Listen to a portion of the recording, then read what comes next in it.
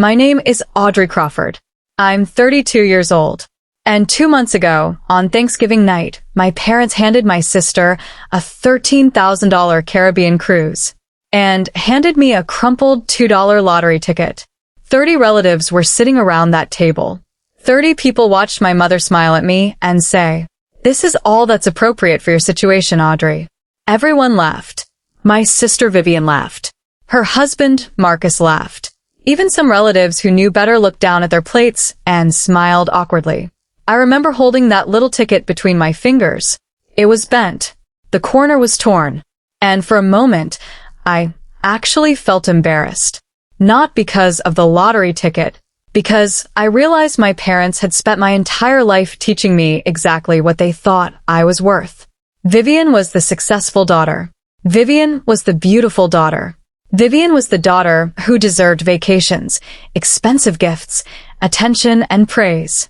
I was Audrey, the daughter who could set the table, the daughter who could bring flowers, the daughter who could be useful, but never celebrated. What they didn't know was that the little ticket they gave me would eventually be worth $100 million. But the money wasn't the thing that changed my life. The truth was. And the first clue had come from my grandmother. Earlier that evening, Grandma Grace had grabbed my hand and whispered 4 words. "Call Thomas Smith this week." I didn't understand. Not then. But 10 minutes after receiving that ridiculous lottery ticket, I would discover why. And by the end of the night, I would realize my family hadn't been humiliating me because they thought I was worthless. They were humiliating me because they were afraid I might start asking questions. Let me take you back. Thanksgiving at the Crawford house was never really about Thanksgiving. It was about appearances. My mother, Patricia, made sure everything looked perfect. The table, the food, the decorations, the photographs, and especially the way Vivian's life looked compared to mine. When I arrived at 5 o'clock, carrying a homemade autumn salad and flowers I'd grown myself, Mom opened the door. She looked at the flowers, then at me. "Still playing with plants?" "Landscape architecture," I corrected. She smiled. "Same thing, dear." Then Vivian arrived.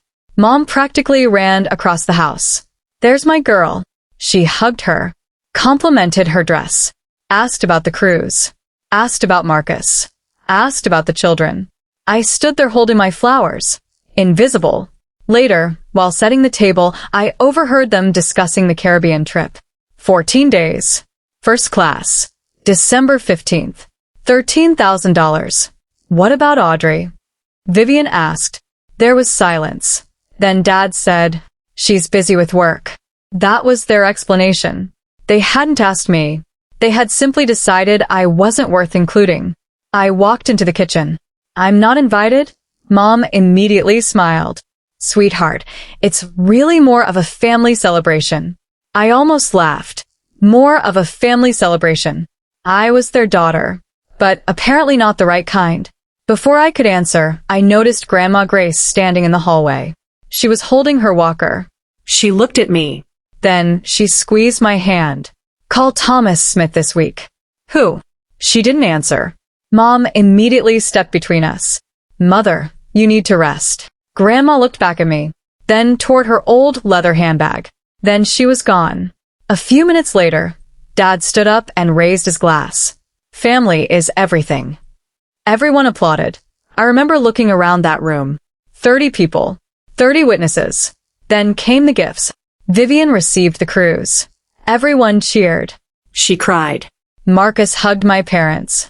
Then Mom turned toward me. "Audrey, honey." She handed me a thin envelope. Inside was 1 lottery ticket. $2. "This is what suits your situation." The room laughed. Marcus leaned back. "Maybe she'll win $5. More laughter. I looked at the ticket. Then I smiled. "Thank you, Mom." Nobody noticed that I wasn't embarrassed anymore. Something inside me had gone quiet. Grandma Grace suddenly spoke. "You cannot treat Audrey this way." The room froze.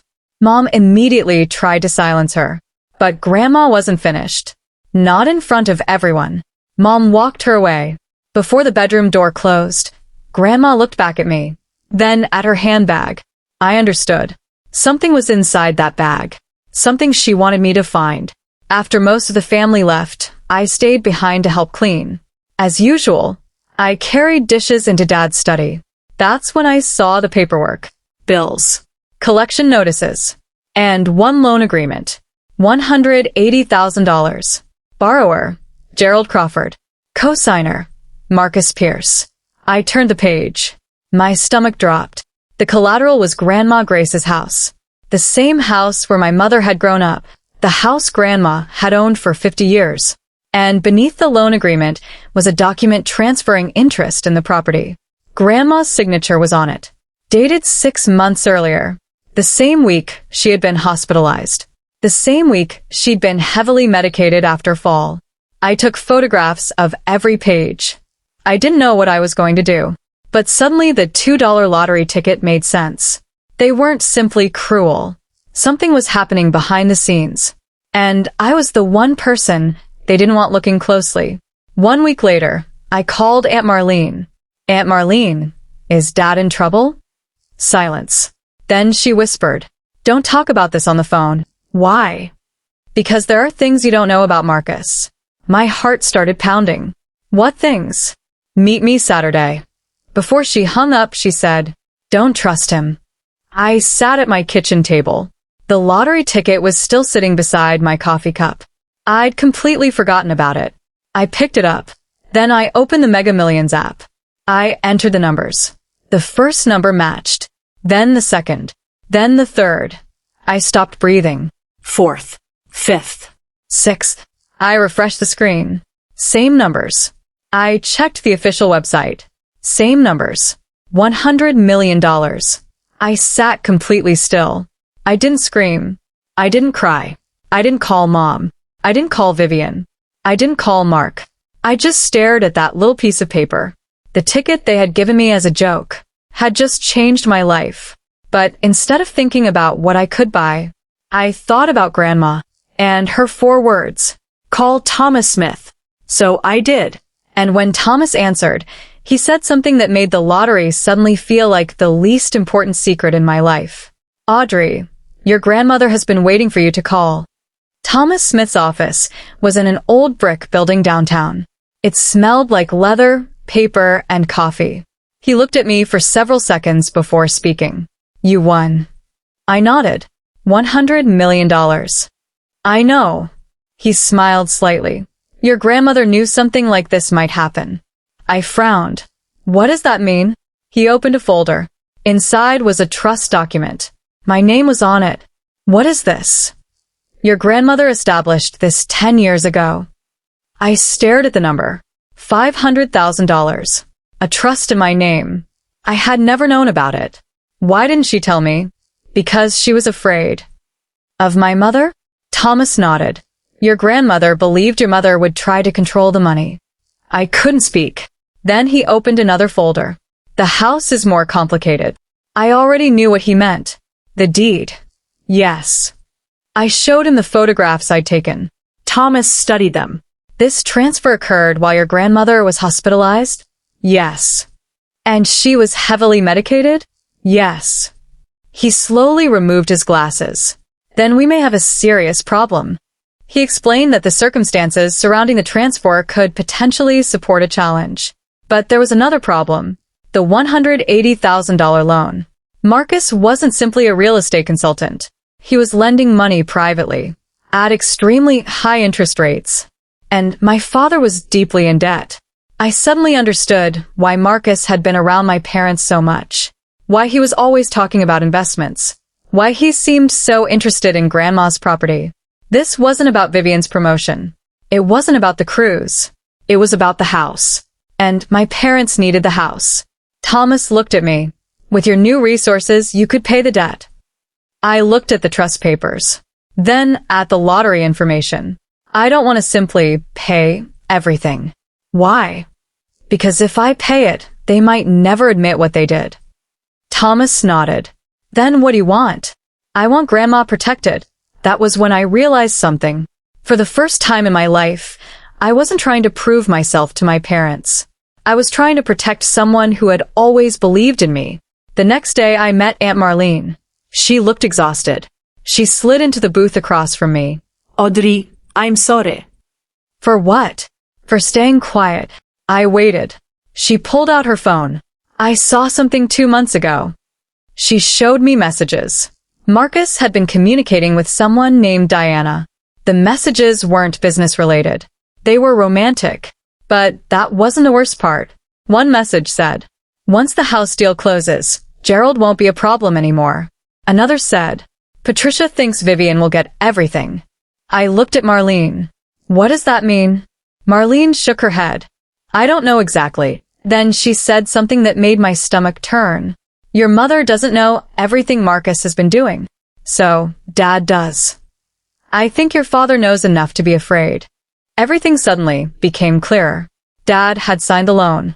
Marcus had the house as collateral. Mom was pushing Vivian forward as the golden daughter. And Grandma had secretly created a trust for me because she knew what they were capable of. But there was still one question. Why had Grandma told me to call Thomas? Thomas answered that question the next morning. He called me. "Audrey, your grandmother wants to see you." I drove to her house. She was sitting near the window. Her hands were trembling, but her eyes were clear. "Grandma." She reached for my hand. "Did you call him?" "Yes." "Good. Why didn't you tell me about the trust?" She looked toward the hallway. "Because Patricia listens." I froze. "Mom?" Grandma nodded. "She has always believed you were the weak one." I almost smiled. She was wrong. "Yes." Grandma squeezed my hand. "You were never weak, Audrey." She paused. "You were patient."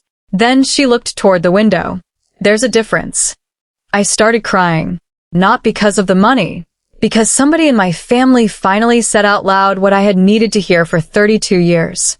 Grandma reached into her handbag. She pulled out an old envelope. "This is why I needed you to call Thomas." Inside were copies of old financial records, checks, bank transfers, property documents, and one handwritten note. Grandma had been tracking money leaving my father's accounts for years. Thousands at a time. Many payments went to Marcus. But one payment stood out. $75,000. Paid to a company controlled by Marcus. And another document showed something even worse. My mother had signed as a witness on a property document she claimed she had never seen. I looked at Grandma. "Why didn't you go to the police?" "Because I wanted proof. And now you have it." She looked directly at me. "Do not destroy them, Audrey." I was confused. "Don't." "No." Her voice was soft. "Let the truth destroy what they built." 3 weeks later, my parents called me. Mom sounded unusually warm. "Audrey, sweetheart, we need to talk." I almost laughed. "About what?" "Family." There was that word again. Family. The word they used whenever they wanted something. She invited me to Sunday dinner. I accepted. But this time I didn't arrive alone. Thomas was waiting nearby. So, was an attorney handling the property challenge. And every document had been copied and secured. I walked into my parents' house at 6. Vivian was there. Marcus was there. Dad was sitting quietly. Mom smiled. "Audrey." She hugged me. It was the first time she'd hugged me in months. I knew immediately. They wanted something. Mom sat down. "We've heard about your financial situation." I looked at Vivian. She wouldn't meet my eyes. "Congratulations," Marcus said. I said nothing. Dad cleared his throat. "We're family." There it was. Again. Mom leaned forward. "We think it would be wonderful if you helped us settle some of your father's obligations." I almost smiled. "Which obligations?" Marcus answered. "The loan." I looked at him. "You mean the loan secured by Grandma's house?" The room went silent. Dad looked down. Mom's smile disappeared. Marcus said, "That's a complicated matter." "No." I placed a folder on the table. "It's actually very simple." I opened it. The loan agreement. Then another document. Grandma's medical records. Another. The property transfer. Another. Your communications. Marcus went pale. Mom stared at me. "Where did you get those?" "From the people who kept records." Dad finally spoke. Audrey, please. I looked at him. Please what? He swallowed. Don't do this. Do what? Destroy the family. I shook my head. You didn't need my help to do that. Silence. Then Grandma Grace walked through the doorway. Everyone turned. She had insisted on coming. She stood with her walker. And for the first time in my life, I saw my mother look afraid of her own mother. Grandma said, "Tell her the truth, Gerald." Dad closed his eyes. Mom whispered, "Mother, please." Grandma continued, "You sign the documents." Dad's face collapsed. I was trying to save the house. By using my house, I had no choice. Grandma looked at him. "You always had a choice." Marcus stood. "This conversation is over." Thomas entered the room. No. Marcus froze. Thomas placed another document on the table. "The property transfer is being challenged." Marcus stared at him. "What?" "Based on the circumstances surrounding the signature, medical condition, and financial transaction." Marcus looked at my father. "You told me this was settled." Dad looked terrified. "I thought it was." Marcus turned toward Mom. "You said she wouldn't find out." Mom's face went white. And there it was. The sentence that destroyed them. Not because I had accused them. Because Marcus had confessed. Everyone heard it. Vivian began crying. Mom couldn't answer. Vivian looked at me. "You knew." "I knew enough." She shook her head. "Why didn't you tell me?" I looked at her. "Because you never asked." She started crying harder. "I didn't know." "I believe you." That surprised her. Then I looked at Marcus. "But you did." He didn't answer. Thomas explained that the financial records, property documents, and communications would be reviewed by the appropriate authorities and attorneys. The house would not be transferred. The debt would be handled through legal proceedings. And Grandma's trust would remain protected. Nobody went to prison that night. Nobody screamed. Nobody threw plates. Real life rarely works that way. Instead, the room became painfully quiet. The same kind of quiet my family had used for years to make me feel small. Except this time, I wasn't the one being silenced. Mom finally looked at me. "Audrey, I'm your mother." I nodded. "I know. How can you do this to us?" I looked at Grandma, then back at her. "Mom, you gave me a $2 lottery ticket because you wanted everyone to believe I was worth $2. She started crying. "I didn't mean." "You did." I didn't raise my voice. "I know you did." I placed the lottery ticket on the table. The same crumpled ticket.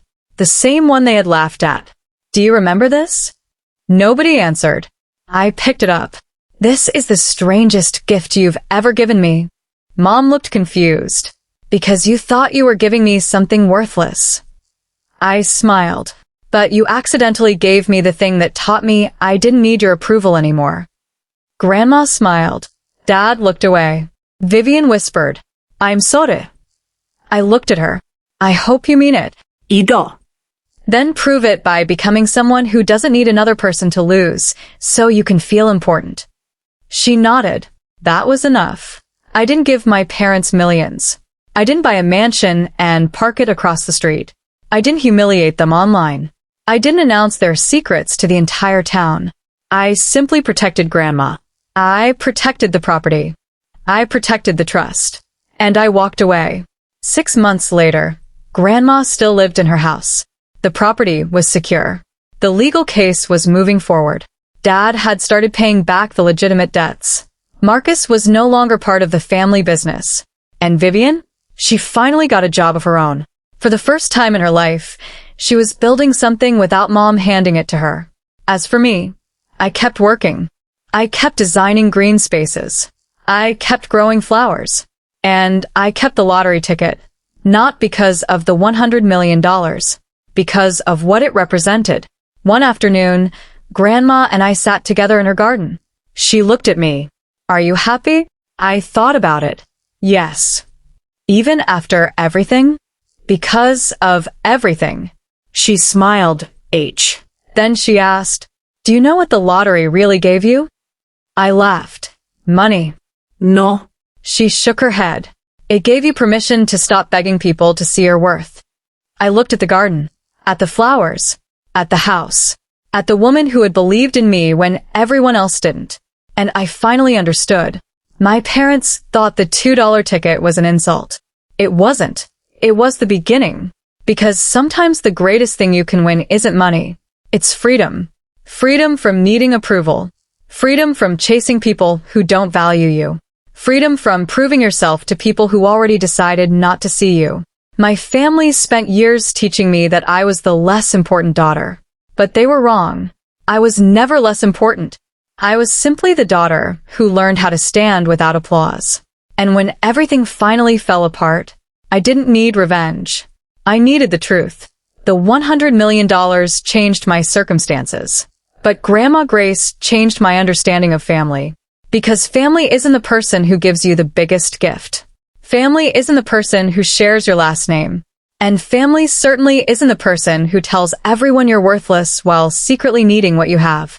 Family is the person who protects you when nobody else does. The person who believes you when everyone else doubts you.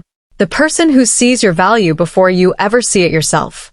And sometimes, the best revenge isn't making people regret hurting you. It's becoming so secure in your own worth that their opinion no longer has the power to hurt you. My parents gave my sister a $13,000 cruise. They gave me a $2 lottery ticket. They thought they were showing me what I was worth. They were wrong. They were showing me what I no longer needed. And that was worth far more than $100 million.